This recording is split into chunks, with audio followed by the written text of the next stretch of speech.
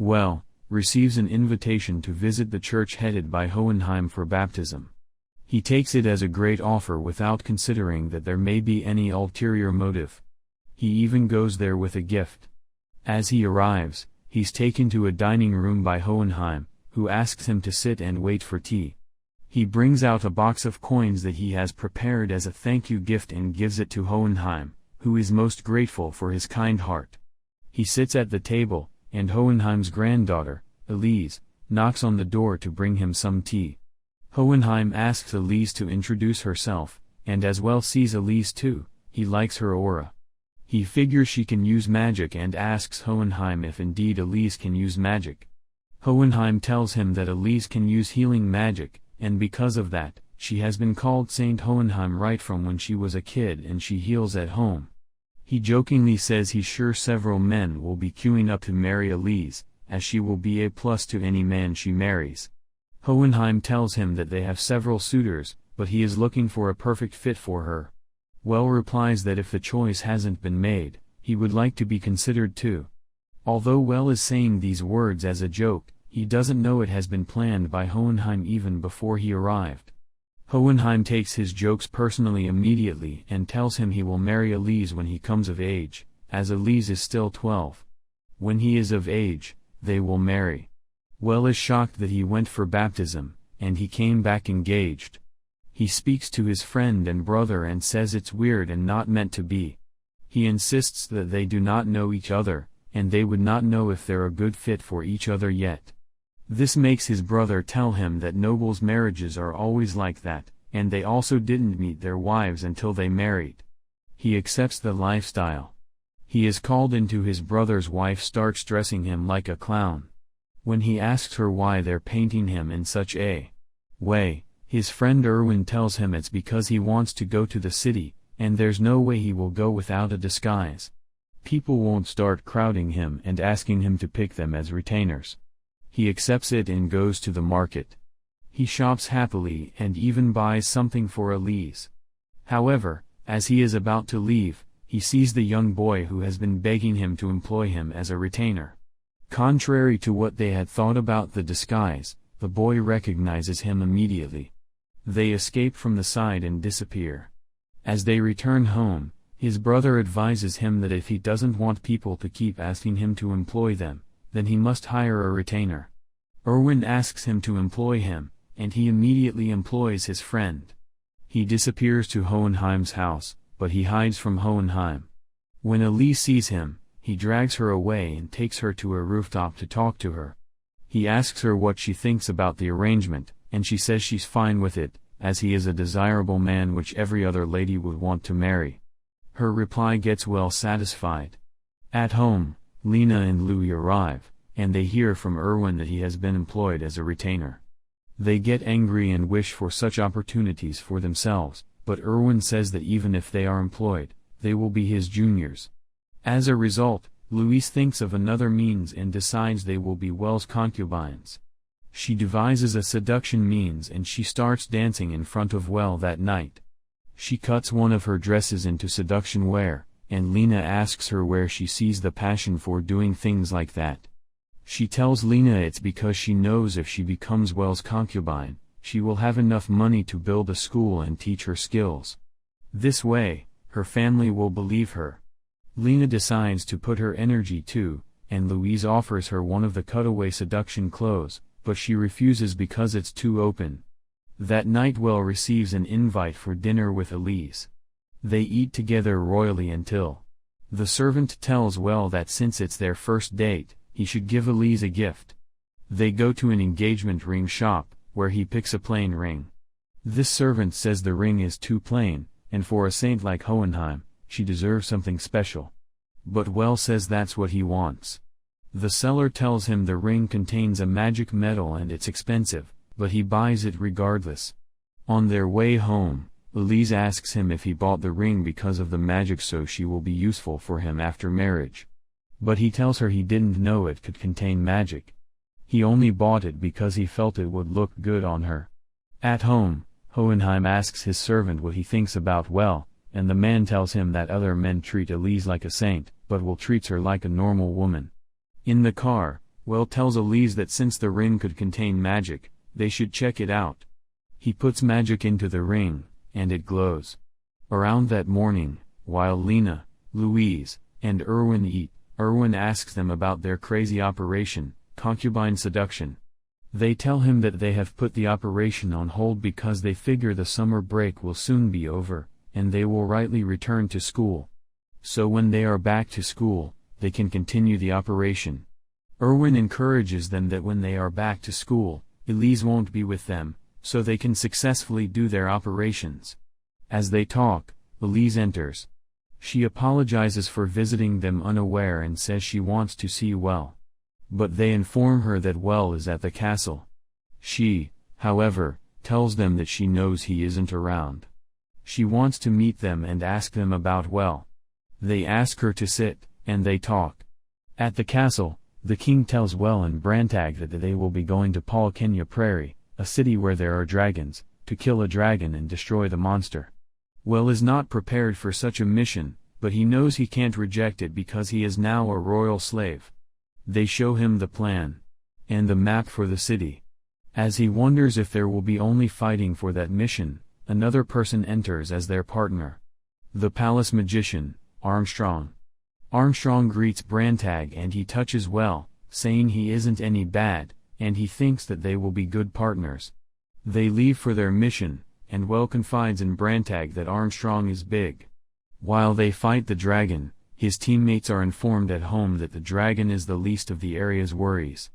In fact, it's the dragon that is stopping the monsters from attacking the city.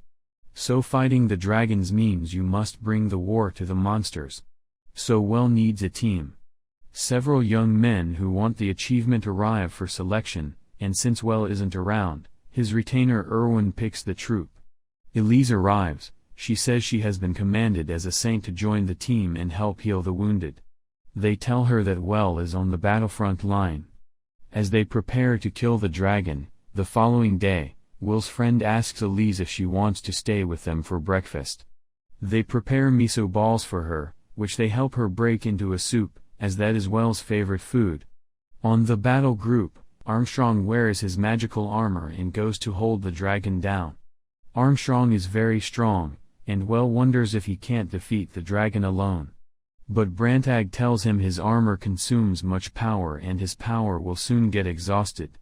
After Armstrong presses the dragon, Well defeats the dragon. He takes the body parts and tells the others that there isn't a reward for the battle, so he will sell the body parts. They tell him the battle has just begun, and they are going to face the same thing that killed his master, the monsters. He joins the troop that Erwin has gathered, and they all go for the fight. Any wounded person is taken to the medical tent, where Elise and other saints treat them with joy. Elise is radiant throughout the war, and she encourages herself that they will be fine. One of the soldiers also tells her of Well's great work at the front and says he is a source of encouragement to all the soldiers. A messenger brings news that they have won the battle and whoever the messenger tells them Well is wounded. Elise runs toward the front, and when she sees he isn't wounded, she faints. He carries her under the tree, and as she recovers, he tells her he heard about her great works in the tent and how she shared hopes for all the soldiers. She also tells him that he isn't a hero, but he is her hero. As they talk, Armstrong shouts from afar and calls Elise his niece. Well is shocked to hear that Elise is Armstrong's niece. Due to the Duke's instruction, Well and his friends will remain in the capital.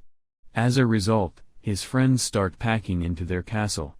Louise and Lena wonder if Elise will start living with them. And they say it will be awkward if they try their Operation Concubine Seduction when the real wife is around. At about the same time, Elise arrives with a bowl of soup. She tells Well that she assumed he's engaged to Lena and Louise before her, but he tells her no, as they are just friends. However, he asks her if she will be okay with him having a concubine, and she replies that she's fine with it. Immediately after that conversation, Lena and Louise scream that they will be his concubine. He asks Elise if she agrees, and she accepts them. Louise jumps in happiness. Well's brother, Helmut, marries the Night-Dumb family. During the wedding ceremony, Well speaks to his siblings about their marriages too, but they tell him the only reason anyone wants to marry them at the moment is to become Well's relative. He denies the accusations and says it's a lie, but they inform him of the truth. They also tell him that as a noble, he has to put in for the martial arts tournament. They tell him that every noble has the responsibility of putting in for it once in their life, and he has to put more time into training as he is at a disadvantage because he can't use magic. They inform him that the martial arts tournament is a test for a man's physical skills, and he can't use magic. He says he will enhance his physical powers with magic, but they tell him it's impossible. They inform him that the tournament has 4 categories: swordsmanship, spearmanship, archery, and man-to-man. None of the categories allow for the use of magic. On the other hand, his friends are doing their usual training, and Erwin is lagging behind. He keeps running slowly, and he says he can't keep up with them, as they are both using their magical powers to enhance their physical ability. As they talk, they see Well flying above them to visit the cardinal. Erwin says to himself that it must be miserable for him not to know how to use powers at all. As they return home, they meet Brantag at home.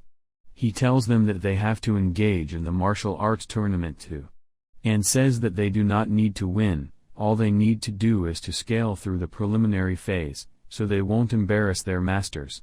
He tells the girls they can't enhance their physical abilities either. The girls encourage themselves immediately and leave the house to start training. But Erwin keeps lying down. Brantag asks Erwin if he won't be training for the tournament. But Erwin replies he isn't as skilled as the others, and he can't stress himself.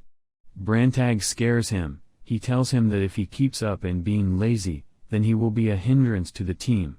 And when they become adventurers, they will remove him from their team. In defense, he says their team is a family, and they can't do that to him. But Brantag informs him that they will do so. During dinner, Erwin's heart is occupied by Brantag's words. He's distracted during the meal and is brought alive by Well's words. Well informs them that after meeting with the cardinal, he has a request for their team. Erwin is scared immediately as he imagines that they want to remove him from the team. But what Well has in mind is different. He tells them he wants Elise to join their team. The girls accept Elise wholeheartedly, while Erwin becomes distracted. Well tells them their competition will be simpler, as the winner of the last 2 tournaments, Warren, who is commander of the Royal Knights, is withdrawing his application. This makes Erwin encouraged to practice.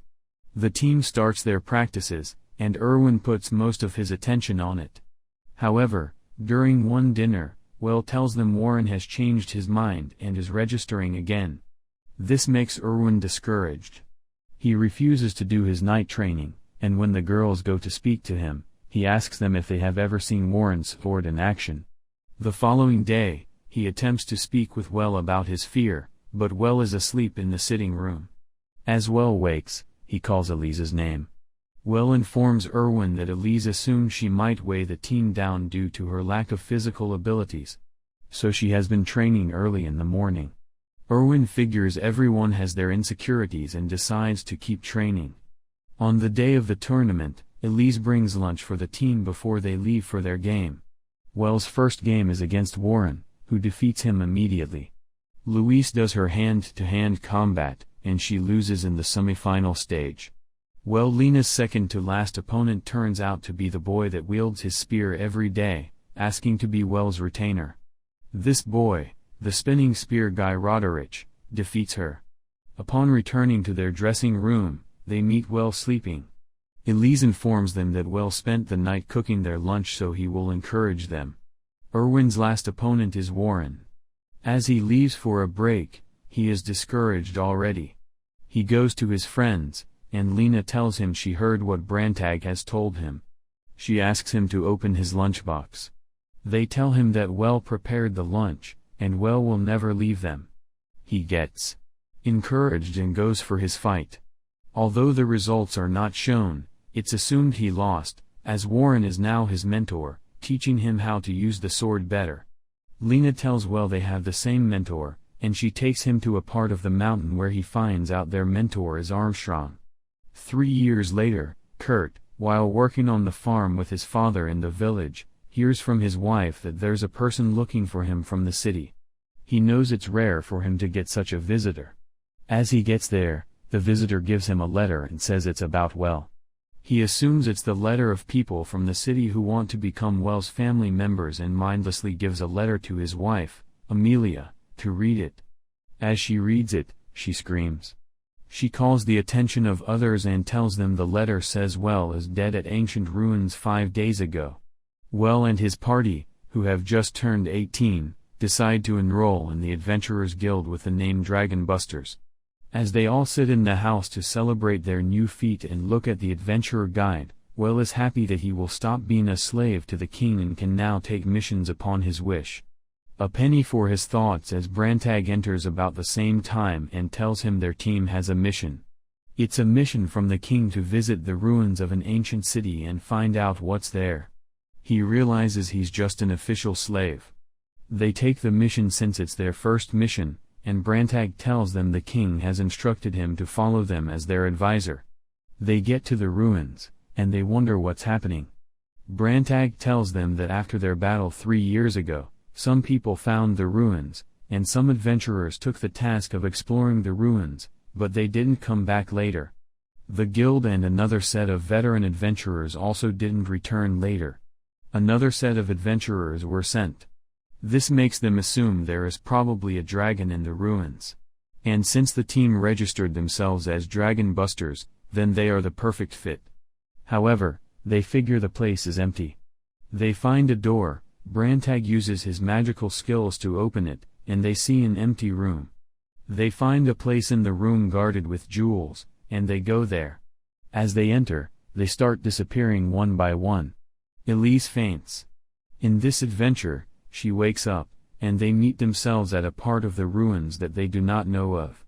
Brantag figures the ruins are a trap, and the only way they can survive is to find their way to the surface. Louise asks them to use Well's teleportation skills, but Well informs them he can only teleport if he knows where he is and where he's going, so they can't teleport. They have to use the stairs. As they climb, they encounter some golems. Lena, Louise, and Erwin ask Well to retain his magic as they fight. After defeating the first golems, they see the bones of all the adventurers. They defeat the golems until they see a dragon golem. Meanwhile, a baron named Ruckner starts spreading rumors that Well is dead, and he is the one who sent the letter to Kurt. So Kurt will nominate one of his sons for Well's position.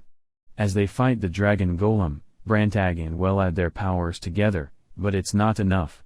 Elise kisses Well and calls out a special light which he uses to destroy the golem. They both collapse.